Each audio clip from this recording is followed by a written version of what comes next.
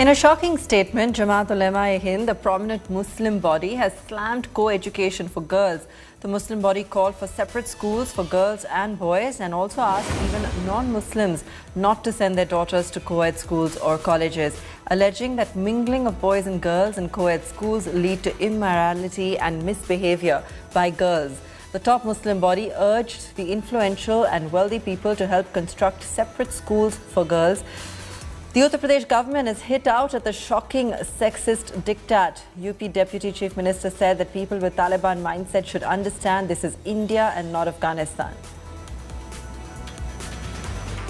जो लोग शरीयत के डंडे को चला करके संविधान की मूल भावना पर हमला करने की कोशिश करते हैं वो कभी सफल नहीं होंगे।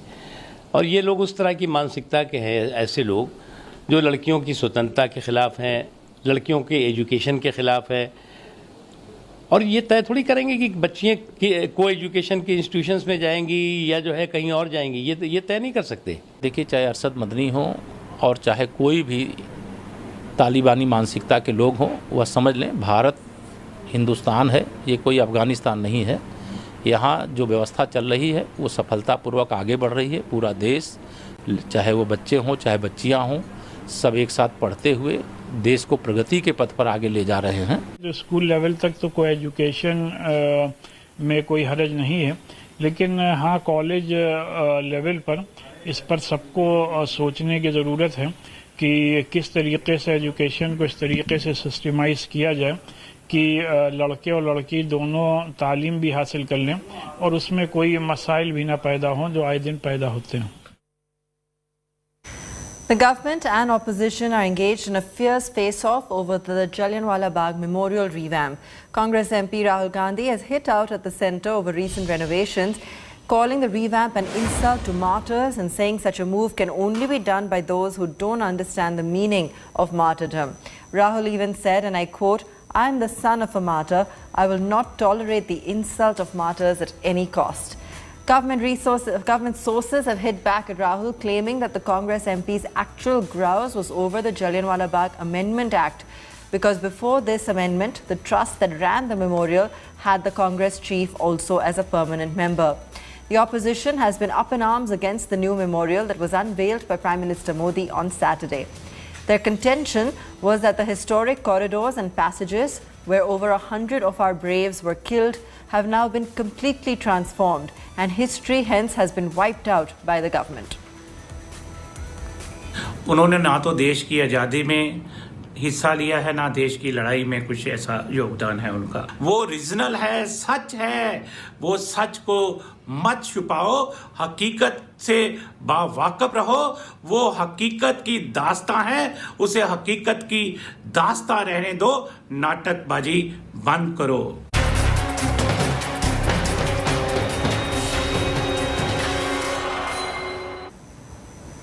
And now, a day after raising eyebrows by terming both Captain Amrinder and rival Sidhu as the face for 2022 Punjab Assembly polls, Harish Rawat is again on a peace mission. The Congress Punjab in charge will be going to Chandigarh today to meet both Captain Amrinder Singh and Navjot Sidhu separately. The mission is to iron out and try and get the warring factions to bury the hatchet. Punjab Congress Chief Navjot Sidhu continues to fire salvos at Chief Minister Amrinder. Yesterday, he served an ultimatum asking Captain to lower power tariffs. He had earlier warned Gandhis to give him a free run. Apart from Sidhu, his aides too have been attacking the CM. Yesterday, Sidhu loyalist and PCC General Secretary Pargat Singh questioned Harish Rawat for earlier naming Captain as 2022 poll face.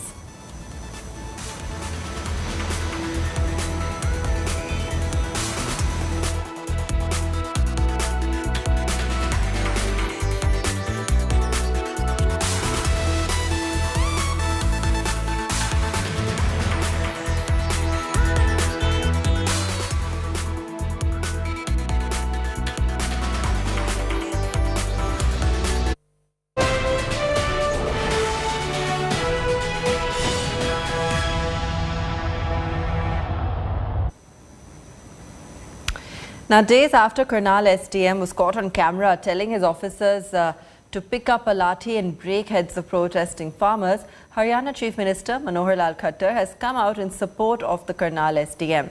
Speaking to India Today, Khattar said that the administration has a duty to maintain law and order.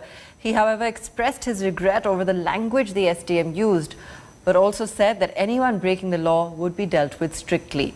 However, speaking to India Today earlier, Haryana's Deputy CM Dushyant Chautala had condemned SDM's action and assured action against the IAS officer. The SDM, Ayush Sinha, had yesterday tendered an apology. Meanwhile, Khattar has hit out at his Punjab counterpart, accusing Captain Amrinder for instigating a group of farmers in Haryana. Remember, on Saturday, farmer protests turned violent after Karnal police lathi-charged unruly protesters.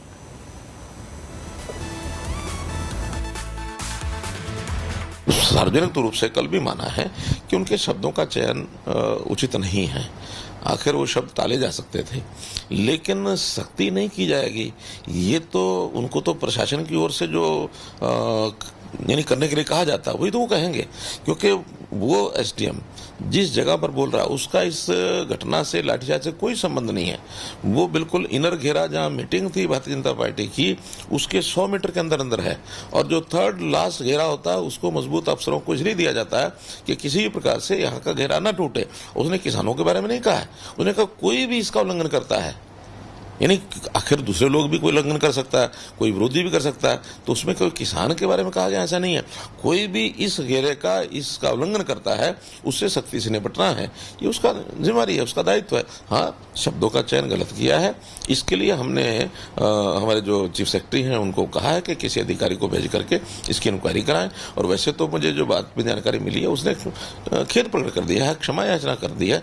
जो व्यक्ति खेद प्रकट कर देता है वहाँ विषय को समाप्त करना चाहिए कि भारतीय जनता पार्टी का सत्ता जहां जाए उसका विरोध करेंगे, और उस विरोध करने वालों में भी इनको जो शय मिली हुई है ये राजनीतिक दलों से मिली हुई है। चाहे वो कांग्रेस है, प्रत्यक्ष रूप से कांग्रेस के जो पूर्व अध्यक्ष जाखड़ जी पंजाब के, उन्होंने तो सीधा सीधा इस बात को माना है कि कैप्टन साहब को एक श्रेय जाता है इस बात का कि इन्होंने जो सारा आंदोलन जो है उसका केंद्र बिंदु हरियाणा को बना दिया, अपने यहाँ से वहाँ सब भेज दिया है। ये उन्होंने प्रत्यक्ष मीडिया पर माना है, तो इसके अंदर और क्या बड़ी बात हो सकती है। अभी भी कांग्रेस के लोग, हरियाणा के भी, उनको जो गलत काम के लिए भी उनको प्रोत्साहित करते हैं। अगर ये विपक्ष के लोग रचनात्मक भूमिका निभाएं, ठीक को ठीक कहें, गलत को गलत कहें, तो फिर ये चीजें कंट्रोल में आ सकती हैं। Let's listen in to what exactly the Karnal SDM had said just before the protest of farmers in Haryana on Saturday. आपकी ड्यूटी लास्ट में कर रहा हूँ, सिंपल है, जो भी हो यहाँ से इससे कोई भी नहीं जाएगा वहाँ। इसी तरह का स्पष्ट कर देता हूँ, सर छोड़ देना। हाँ, कहाँ है सर? मैं ड्यूटी मैजिस्ट्रेट और लिखित में बता रहा हूँ, कितने लग मारा? कोई डाउट? मारोगे? कोई जाएगा इसको ब्रीच करके? जब लोग यहाँ से एक बंदा नहीं जाना चाहिए यार, मेरे पास आए नहीं यार, और अगर गियर हो तो उसका सर फुटा होना चाहिए किसी का। ठीक है, गियर है ना आपको? ठीक है। Maharashtra Minister Anil Parab skips ED summons in the Maharashtra Hafta Gate case. Parab responded to the ED that he could not visit the office today because of prior engagements as a public servant. He is requested to reschedule the date of his appearance after 2 weeks. He further said that the summons issued to him don't indicate the subject matter of investigation. Earlier, the probe agency carried out raids at the premises of Deputy RTO Bajrang Kharmate in Pune in the case registered against ex-Home Minister Anil Deshmukh. Former API Sachin Vaze had allegedly that Parab had also asked him to extort crores of rupees on 2 separate occasions. The Sena has accused the centre of misusing central agencies against opposition leaders. Sena MP Sanjay Raut said that the ED summoned Anil Parab as soon as the BJP's Jan Ashirwad Yatra ended, referring to the arrest of Union Minister Narayan Rane.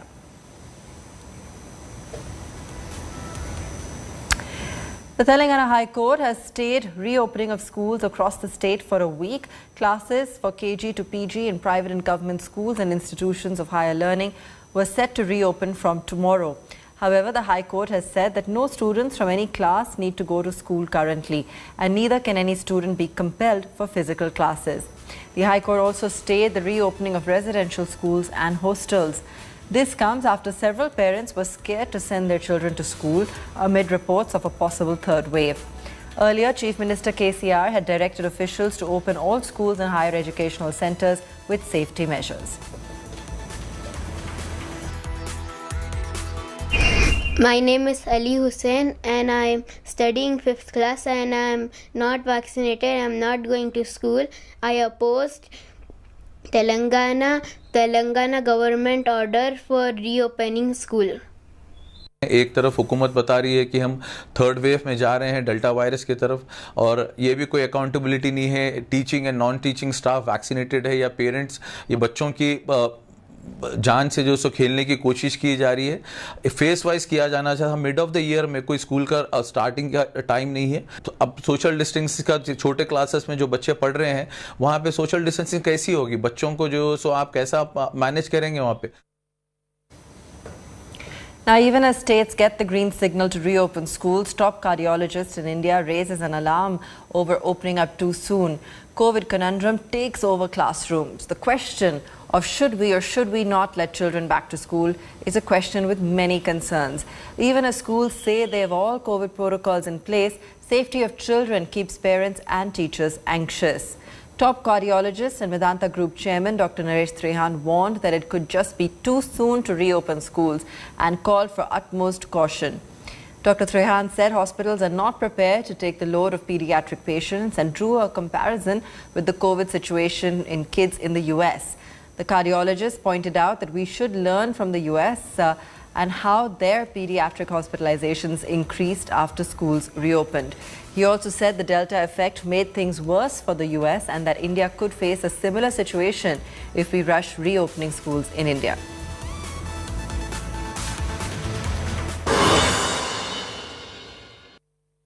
I am in favor of waiting till the vaccine is around the corner now. So we have waited 18 plus months now. Then can we wait for another 2-3 months? And there is a lot of festivities coming up also. We don't have the medical facilities. If children en masse get the virus, they need hospitalization. We are not prepared yet to have enough facilities for children because of the fact that you need specialized ventilators, specialized equipment for everything, specialized medicines, microdosing, and also there is a paucity of pediatricians who know how to treat children. If you look at the US data, the schools opened around after 4th of July, which is their holiday season. In the middle of July, there was in a week's statistics, 38,000 children got COVID. If you take it in August, the same period for 1 week, it is 138. So it jumped more than 3-folds because of the school mixing, and the children showed very high level of positivity. Today, 22% of the positives in the US are children. In the previous waves, it was 12 to 13%. So obviously, whatever is happening is more virulent today. Now, we have one other medical fact that we are looking at is that what is happening in other countries like Europe and US is that there is Delta virus. Now, a big setback to real estate major Supertech. The Supreme Court has ordered the demolition of 2 40-story residential towers of Supertech in Noida. In its judgment, the top court observed the construction of 2 towers was carried out illegally, and Noida Authority has given sanctions for the towers in collusion with the builder. The 2 towers in question have a total of 915 flats and shops. In a big win for flat owners, Supertech will have to pay a reimbursement along with a 12% interest rate to all of them. In its order, Supreme Court has given 2 months to Supertech to refund all the amount with interest to home buyers. The Supreme Court has also directed Supertech to pay 2 crore rupees to the Residents Welfare Association for the harassment caused due to the construction of the twin towers. The court has further ordered that the demolition of the Supertech towers has to be completed within 3 months and the builder will have to bear the demolition cost. After the Supreme Court verdict, within 3 months from now, this high-rise, a 40-story building of Supertech, the Emerald Court, will be demolished. Earlier, the Allahabad High Court had announced that because of the illegal construction, the case which was being heard by Allahabad High Court had announced to demolish, and now the Supreme Court has upheld the Allahabad High Court verdict. In the very close proximity of Noida and Greater Noida, the Supertech was constructing this 40-story high-rise building, which has almost 1,000 apartments. The construction was halted years ago, and at this Emerald Court Tower, the Supreme Court, in its final verdict, says that there was collusion between the developer and the Noida Authority official. That means the Supertech was in collusion with Noida Authority, and that was perhaps why the permission for this construction was granted. Supreme Court says there were a number of violations by these authority and also the developer. Also giving relief to the buyers, the Supreme Court says they are the victim, and hence the builder, the promoter, have to refund entire amount to the buyers with 12% of the interest, and that too within 2 months. This is a big setback to the Supertech developer. The Emerald Court Tower, as now upheld by the Supreme Court, now these towers will be demolished in 3 months. In Noida, with Satyam Ashutosh Mishra for India Today. In a shocking road mishap, 7, including 3 women, died after a speeding Audi SUV rammed an electric pole in Bengaluru. Among the deceased is DMK Hosur MLA Prakash Sagar's son, Karuna. Here's a report.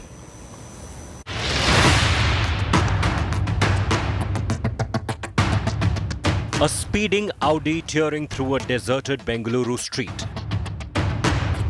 ramming into an electric pole at breakneck speed. The entire car recoiling after the high impact.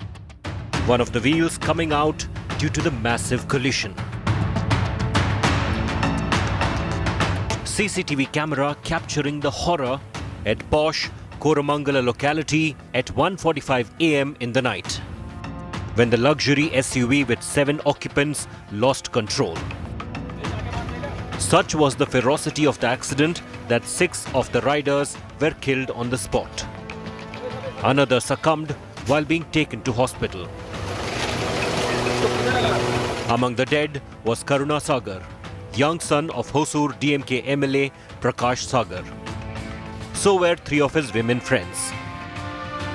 The car reduced to a complete wreck and a pile of twisted metal. The car was speeding at 145 and lost control and hit the building here. As you can see me, the pole also has been hit as well as the building. It's an Audi Q3. 7 passengers were inside it. None of them were wearing seat belts, and the airbags also didn't come on time, and hence 7 people have passed away in this accident. And now the police are looking at CCTV visuals as to exactly make sure that what happened moments before the accident occurred. This accident, preliminary investigation shows that this accident happened because of the rash, negligent act of the driver. Rescue workers had to extricate the bodies from the mangled car. The horrific images clearly indicate that the car with the Karnataka registration plate was running at a very high speed when it met with the mishap. The bonnet, entire front side and the cabin of the car suffered severe damages, leaving no chance for the occupants to survive. With Nagarjun Dwarkanath in Bengaluru, Bureau Report, India Today. Up next, news for the hearing impaired.